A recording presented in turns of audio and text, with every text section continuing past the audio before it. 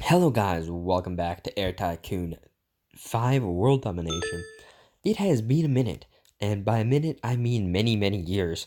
Um, in the meantime, since the last episode, I've increased the number of 747 100s I've had, purchased 135 SPs and 43 DC 1030s, all for the purpose of making profit, and it finally seems to be paying off. I'm still not as profitable as I was in my last world in 1983, but this time we have extra slots in basically every airport so that we won't end up slot limited when we do decide that it is time that we want to expand, which is a really, really nice thing to have. As you guys can see, basically every airport now is sorted for slots. I don't think I missed any where there's an AI in the thing where I don't have also 300 slots or so, which I think will be enough to bankrupt about any of the companies on here. They're not very well run. I've also finally climbed to top first place, um, which has been a really, really lengthy process with the low margins I've had up until this point.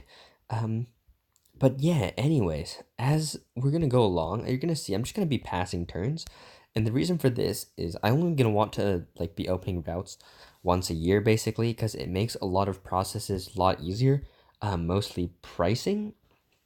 It's really really hard to price aircraft routes when half of them are brand new and half of them are old, so you don't know whether the load factor is bad because the price is new or the price or the route is not good, you know what I mean?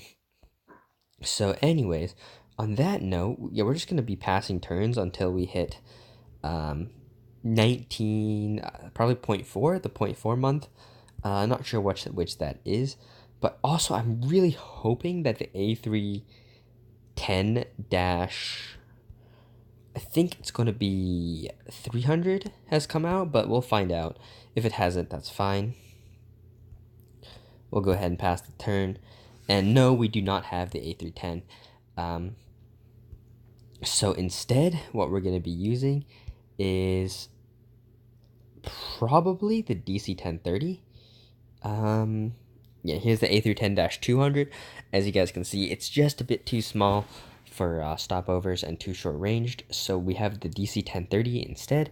The DC 1030 is not great because it's not very efficient and quite low satisfaction, but it's also good because it's very cheap for 360 seats. The other option is a 767-200, but with significantly less seats and a similar price tag, and only marginally increased efficiency. Is this really worth it? I don't think so. I think I'd rather use a DC 1030. Um, there's less routes in the world which easily fill up a DC 1030, but I think there should be enough to definitely fill up the number I'm going to order, which is probably going to be on the lines of about, let's go with 30 of them, and then let's go for the rest Boeing 747 SPs. Um, the reason why I'm making the rest of them 747 SPs is it's simply the most price efficient plane for the range which it flies at. And it costs a lot more than DC 1030 for only a few more seats. Um, like what is this, 210,000 for 390 seats? But what this plane is extremely good in is it's extremely fast, which sometimes makes a difference, sometimes doesn't, but has that great 12,000 base range. um yeah, like it's truly exceptional range, and that's the main reason why I need this plane.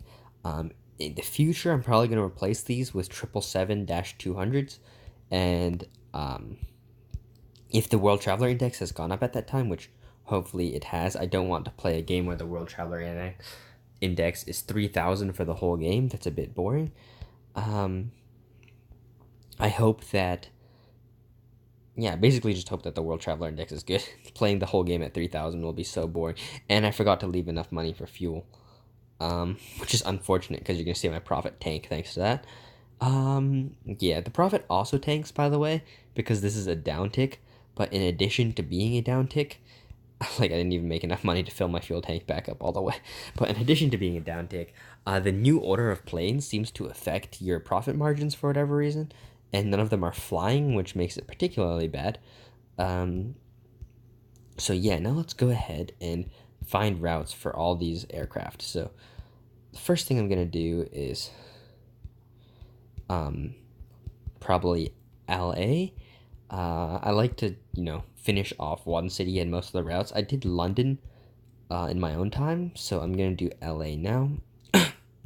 So basically, the plan is use DC 1030s wherever possible, and then if the range gets too far, we'll switch to 747 SPs, or if the route is really good, for example, like Manila to LA, then I'll go ahead and use a 747 SP, even though, for example, the Norfolk half of the route won't be particularly profitable, but what can you do? Then we have Cebu to LA, so let's go ahead and do that. This is also a pretty good route indeed. Let's see where you can finish the stopover route at.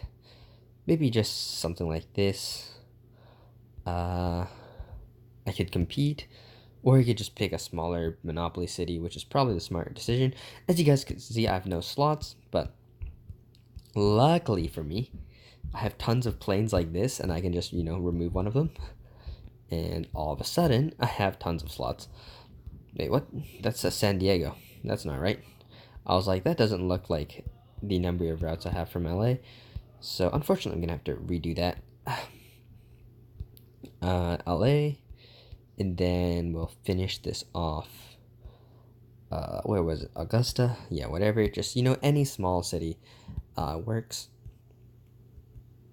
Yeah, just because LA is so big, it kind of carries any route just on its own. Unfortunately, it's shrinking. Yeah, thanks, game, for shrinking LA. Yeah, one of the main problems in this game world so far is the World Traveler Index refuses to budge. It seems quite determined to, just maintain itself at a measly.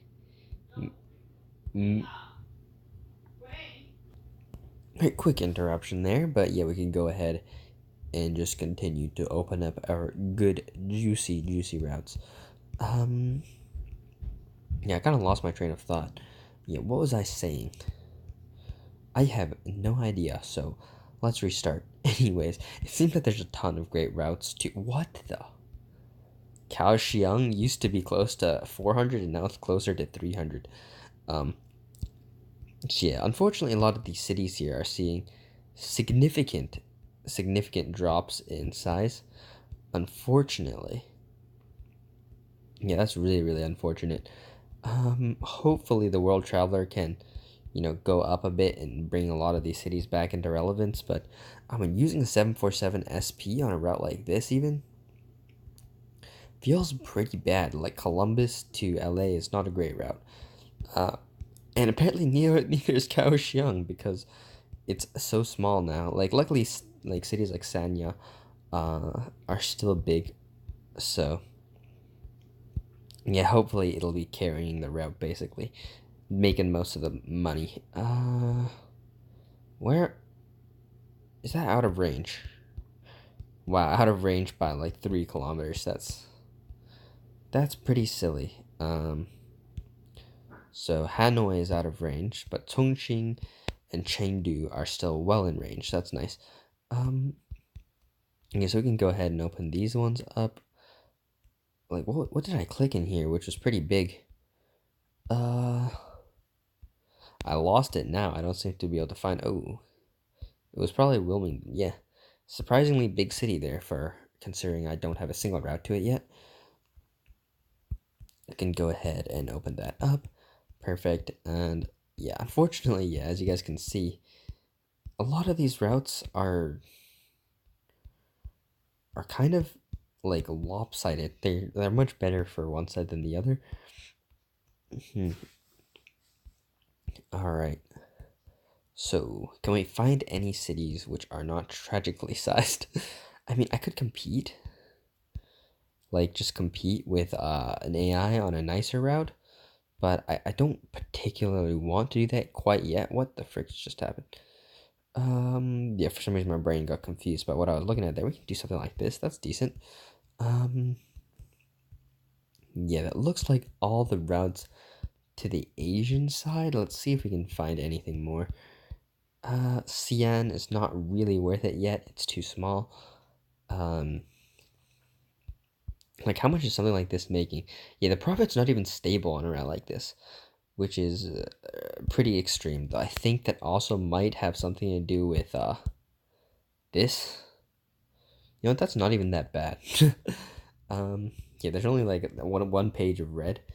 There's usually a lot more. So let's go to the European side now, basically, and see anything which gets close to 300. Like, maybe like 280 is where I'll draw the line. If not, I'll lower it to 250 if that seems impossible, which it does right now. Gothenburg, yeah, like a city like this, for example.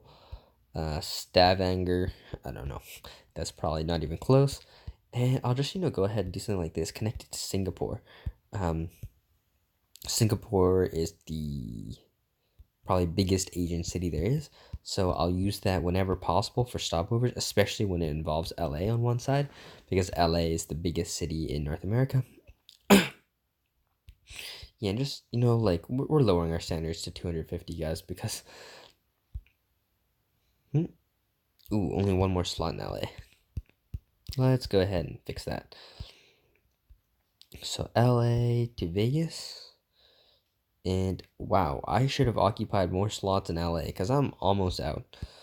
I'm out of free slots, basically. And what I mean by free slots is ones where I deliberately did a route to do nothing except for occupy slots and not to make money. Where there's plenty of slots in those airports which are making money on short range routes, which I'd be fine with deleting. But it just feels a little bit worse than deleting routes which are actually good, or which are actually bad. You're basically reclaiming the profit to do something nice with it anyway. Yeah, so let's go ahead and find some more nice cities. I think the majority of them are going to be in this area of Europe now. Belgrade? Nope. I don't know why. That sounds like a capital. Like, that's like 270? 270. I'll take it. Yeah, I'm not upholding the highest standards in the world for routes anymore, but the point is all of these are making good money, especially on upticks. They should be locked full and only drop down a bit on the worst possible downticks. That's how I believe these routes will do. I'm not sure if that's the case, but if that is the case, then we should be making big profit. Nope, that's competition. Wow. That's so frustrating. Can I do it the other way? Hold up. Donetsk to LA. No. LA. And let's see if there's anything on this side. Ah, smart, you see. And I can deal with a DC 1030. That DC 1030 is working hard every week to fly 60,000 kilometers. Jesus. A lot of flight time, but I guess the most stressful part for an aircraft anyways is landing and takeoff in real life.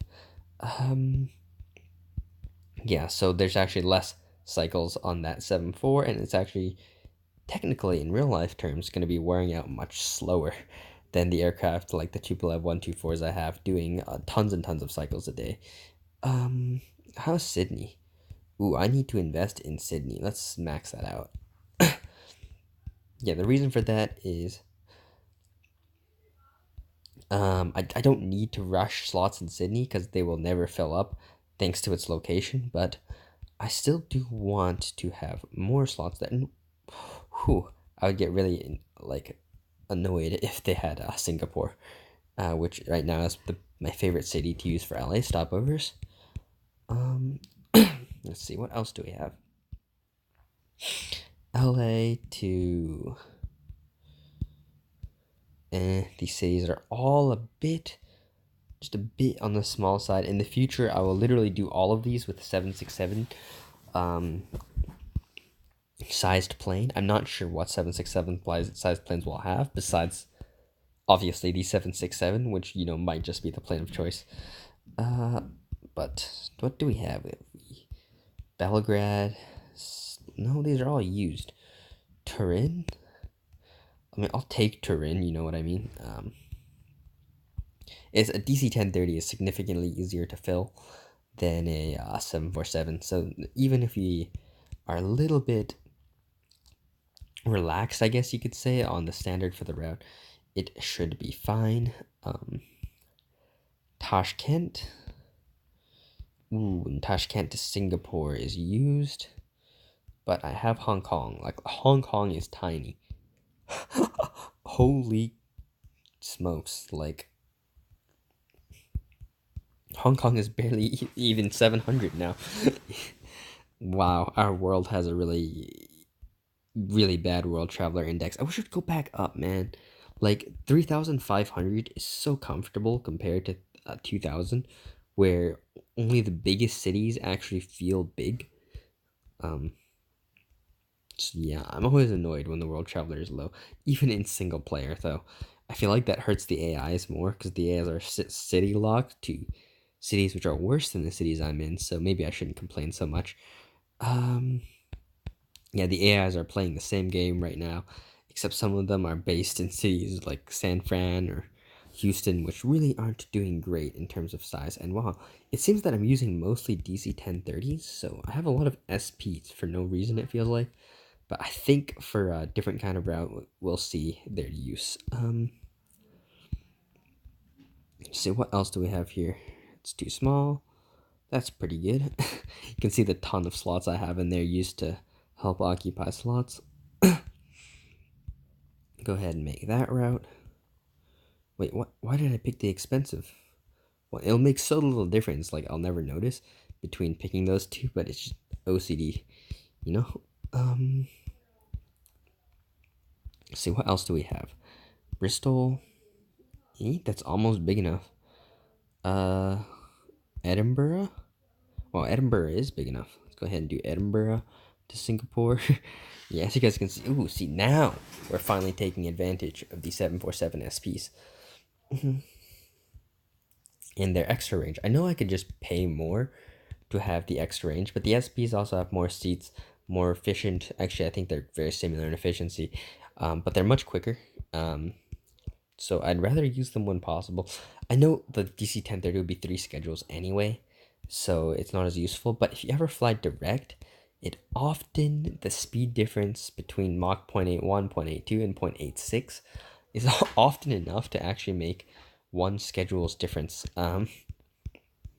especially in certain range brackets. So when that does happen, it is very good. So yeah, let's go ahead and close this now because there's no need for that anymore.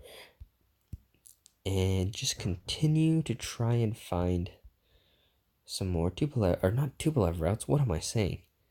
Some more routes for these SPs. Bristol looks like it's going to be it. I don't know how Bristol happened to be.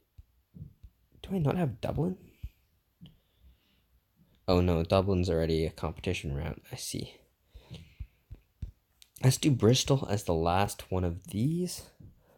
Oop, and don't misclick that before switching on to some other city. So let's do Chicago, I guess. Chicago's not, I think it's the third biggest North American city. Yeah, comfortably third after New York, which is 900, and Chicago is 850. So I'm going to be doing the bigger Asian cities like Sendai, which are around 400 combined business and tour, and connect these guys up to good old Chicago whenever possible. So for these routes, once again, I don't know what I'm going to use for the second half of the stopover, but we'll try and make it work. I have Hiroshima. Hiroshima has become horrifically small. Look at that, holy. How does Hiroshima only have 350 combined business and tour? That's like 50 smaller than I'm used to. and 50 makes a big difference. So Kagoshima also becoming tiny, 350 combined business and tour, and we can literally do silly stuff like this in terms of routes. Okay, so we need some slots back. So let's go ahead and look. We delete something like this. Yeah, as you guys can see, we're deleting perfectly profitable routes, but at the same time, as you can see, I'm collecting 124s and stuff like that now. So I'm gonna go ahead and scrap those eventually, but just in case I need like some more slot holding, I guess I'm gonna keep them around for now. Yeah, on the look of other things, it's becoming a real struggle to find stopover destinations on this side. I think I could reach Africa too, but I don't want to make the second leg of the route so long because I want the focus of the route to be on this half, where there's some pretty big cities left to be taken, like this. Can I reach Shenzhen? No, I cannot reach Shenzhen. Let's see. I think is Havana taken? Havana is literally not taken, and it's pretty funny. The AI can't take it because they have no slots. That's freaking great. Huangzhou. Yep. These cities. Oh no, I've already taken Huangzhou. Unfortunately. Yep. Qingdao. Ooh, Qingdao is mostly untaken. I'll take New York first. Why not? Ooh, Bogota. That's a big untaken route, New York to Bogota. But you know what? I'll just use it up for this. That could easily be upgraded to an A380 in the future. Hopefully I will. I need more slots in New York. Is this a monopoly? Yeah, look at that. New York to Philadelphia is literally a monopoly because there's no slots to compete with. I love my strategy. It's so cheap. It's so terrible at first, but when it starts ramping up like it is now, and you guys can see how open the world is in terms of routes because none of the AIs can get slots. Ooh, it's bloody brilliant. Can we reach all these? We can. Looks like we were gonna do Chicago, but ended up doing New York instead, which is fine with me, to be honest. Let's do Guatemala City. The reason why I did this is because Okinawa is not the biggest, so when I upgrade the plane in the future, I want the two sides of the route to be similar in size. Like obviously Guatemala City is tons smaller than Okinawa, if you look at the numbers, but the thing is, the side to that small city in the Caribbean, what was it called, Guatemala City, that route is much shorter, so it carries much less weight in the routes. It's easier to fill because there's less schedules, which is a really good thing to understand. This episode's really running on too. How many more planes do I have? Jesus, that is a lot, and a lot of aircraft. Not sure if I'm going to schedule all of them on camera looking at that because I might be here for ages. And New York is out of range, unfortunately. So what's in range? Hiroshima, Fukuoka, and Kagoshima. Okay, looks like Fukuoka's taken, but we have Hiroshima and Kagoshima. So that's one. Let's see if we have any stopovers. Do something like this. Nope, only 3 schedules. This is 4 schedules, so I'll prefer this. There we go. And what else? Finishing off this, Trans-Pacific market, we got. Can we reach Chongqing? Oh, accidentally canceled. And sweet, we just can. Perfectly in range. Yeah, that's a feels good moment when something is perfectly in range like that. Yeah, this is going well. Everything's like going great. One thing I remember actually from Air Tycoon 1 is it's a 2D world, of course. So you get this really nice thick line across the whole world and even across the Pacific. Whereas in this, the Pacific's mostly just blue because the North American to Asian routes are just across the North Pole on a, or closer to the North Pole in this normal round world. So yeah, pretty interesting. Everything just comes over the top of the world like that. So there's no problems with you don't get any problems with what's it called? My brain is blanking out now. With the world projection, Mercator projection, or whatever, not being quite accurate. We have no problems with that on a globe.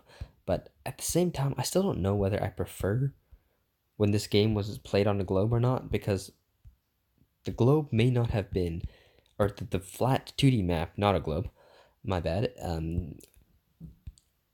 was not as nice in terms of visually looking, but it was incredibly fast and not battery consuming. And I have a really good phone now, so the battery is just not very consuming. But boy, does like games like this game kill battery life on worse devices, like my Galaxy S7, um, which it's only 3 years old, but it dies so quickly on a game like this.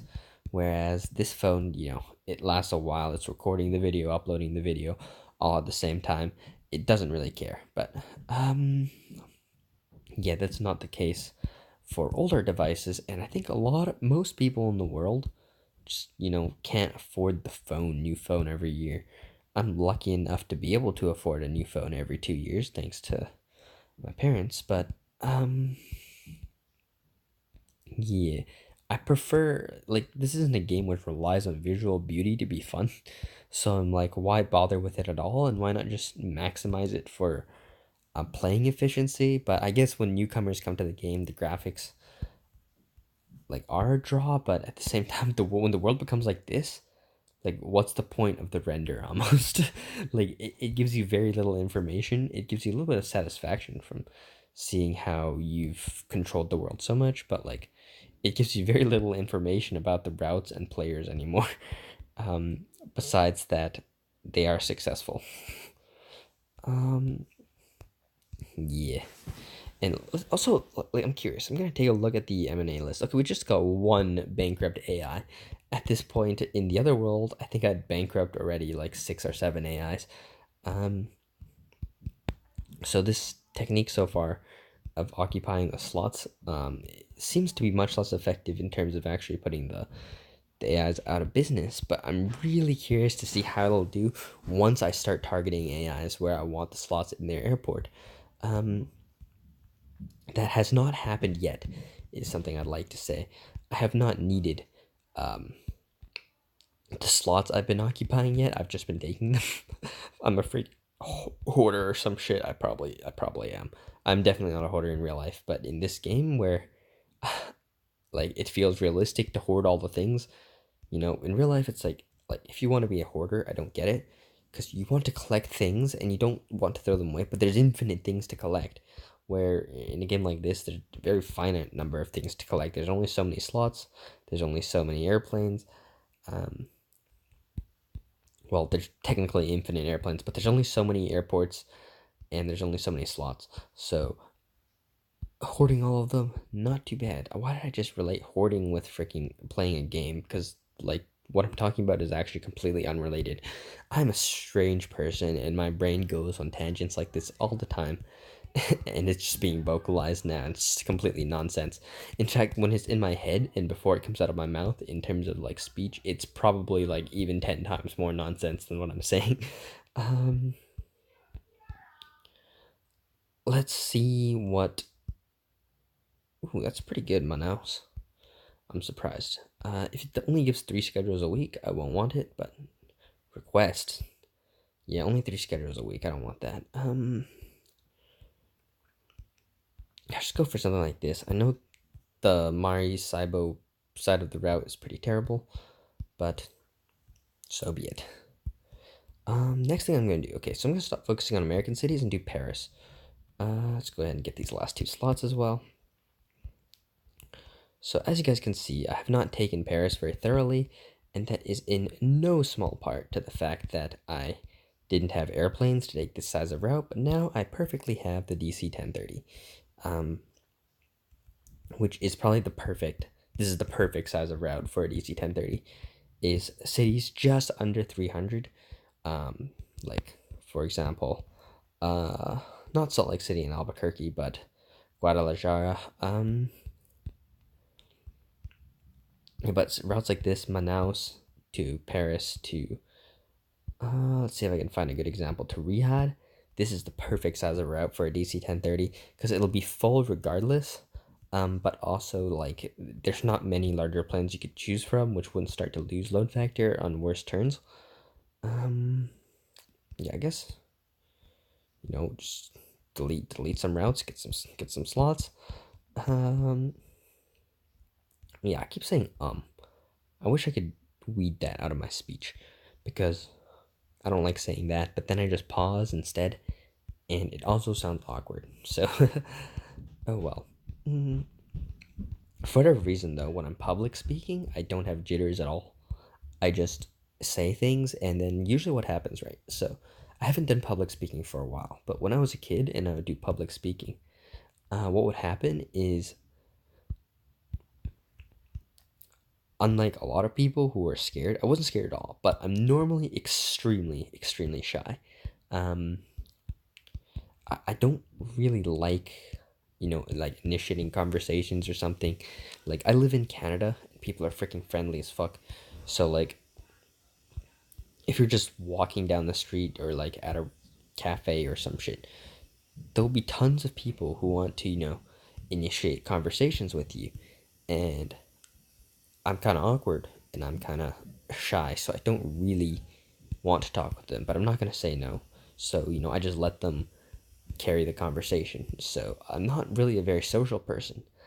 But when it comes to public speaking, I don't know why. It's like a sudden boost of confidence or some shit like that. And I'm pretty smooth, I guess.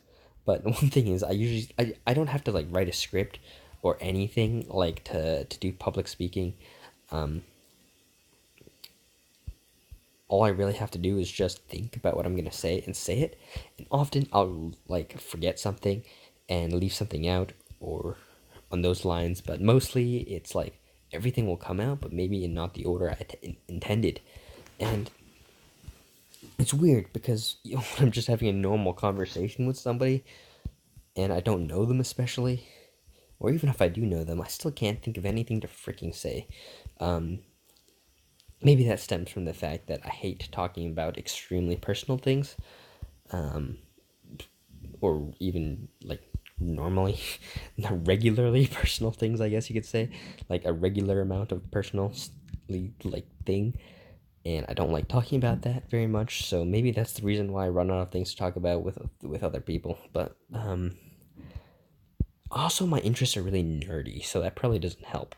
Um, yeah, there's only so many nerds in the universe, I guess. And geez, I still have 11 DC-1030s. So there's so many of them, guys, and it's all the same thing. I'm gonna make these routes off camera and I'll be right back.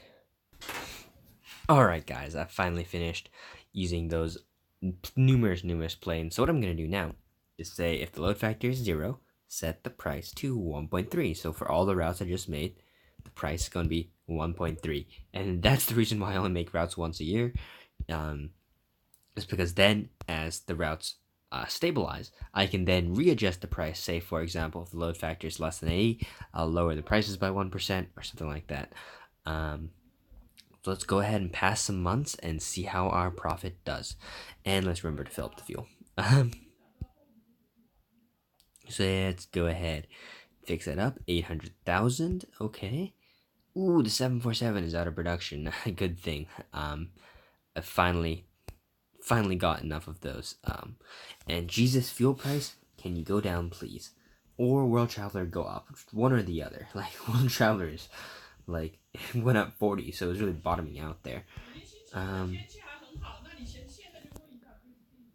ooh, 1.265 billion.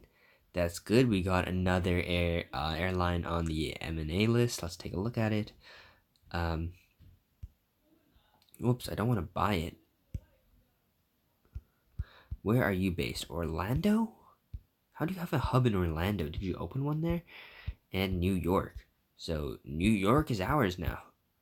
I think. Wait, is there 2 airlines based in New York? Oh yeah, so if I buy Oceanair, then I have basically all the slots in New York. Brilliant. That's another airline defeated, basically. And let me just like, what's the profitability of these airlines? 106,000. They're profitable. I don't know why they're on the MMA list.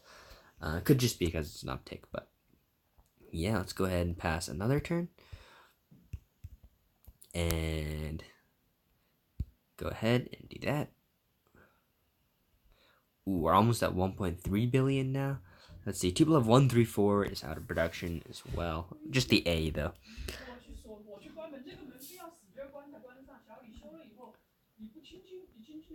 It looks like.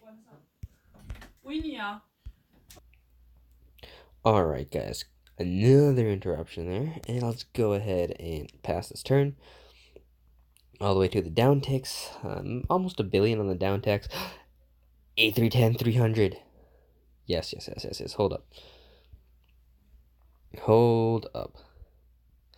Look at this beautiful beast. 280 seats, 137,000. So only 10 seats less than the 767. Less range indeed, but with this fuel efficiency, like I'll easily just use an A310 in place of a 767. So see, the 767 costs about the same. So I'll literally use a range boosted A310 to match the range of the 76. So yeah, this is gonna be a plane we order a lot in the future. But I'm not gonna order any yet. Actually, I will. Hold up. Buy new plane. A310-300. Such a brilliant plane. Go ahead and minimize the seat pitch. The first thing we do. Minimize this. And it even has first class, so like that's completely just amazing. And 7 first class seats is quite a bit. Let's go with 4, 5, and let's go with 22%. Let's go with 23%. Yeah, I'm doing this carefully now because I'm only going to do it once, and all my planes are going to be of this type, basically. So, perfect. Let's start off by ordering a not range boosted bunch, and then order some range boosted bunches. So let's go ahead and plop in an order of those. And yeah, look at how cheap they are. I love this plane so much because you fly it on any route, like literally any route as a stopover, and it'll make money. It's so small, so efficient, and too bad this came too early in real life before IRL airlines had discovered the value of point-to-point flying, which is what the 787 now fills. Yeah, too bad people didn't realize the worth of it now, because it's basically a 787. It's small, it has long range, and it's efficient at that range. But yeah, unfortunately, it just seems like people or airlines might not have known about that trend of point-to-point flying taking off at the time. Anyways, that's probably enough of those aircraft. Now I'm going to go ahead and, we bought fuel already, so pass the turn. And yeah, down to 650,000. This is always what happens whenever you purchase a plane for the first turn. I don't know why. The profit will drop kind of an absurd amount. But yeah, like, what is this World Traveler Index? Help. Help this World Traveler Index. But yeah, for whatever reason, my profit always goes down drastically when I order aircraft. I don't know why. Like, it doesn't actually have any of the expenses here, as you guys can see, except maintenance. But yeah, I guess it's always been a coincidence then. Because it seems to be just maintenance. And do we have any new plans? The 767-300 is out as well. So that will be the slightly larger counterpart. But now, as it's a downtick, what we're gonna do is like, let's just take a look at like sort by load factor and see what's going on in the routes which aren't full. So this, for example, Zurich to Cairo is not full. Dallas to Seoul isn't full. I think I made the economy class way too big in those kind of routes. Seoul to Philadelphia is not full. Yeah, so what I'm gonna do is I'm gonna say if the load factor is below, let's go with something decently high, 90. Let's go with 91. I'm gonna subtract 3% from the fare, and I'll sort by each class individually. And I'll repeat this once again for below 78. So let's go ahead and apply that. Perfect. And this should help moderate the upticks and downticks to make the downticks less severely bad. And boom. Yeah, see, look, wait. Yeah, my profit went up on a downtick, which is really nice from just, like a 3% price change. So yeah, that's the power of price moderation. A lot of these routes, like just from that tiny price change, gain load factor and a downtick. So yeah, anyways, hopefully you guys enjoyed this episode. It's been super long, and I'll see you guys next time.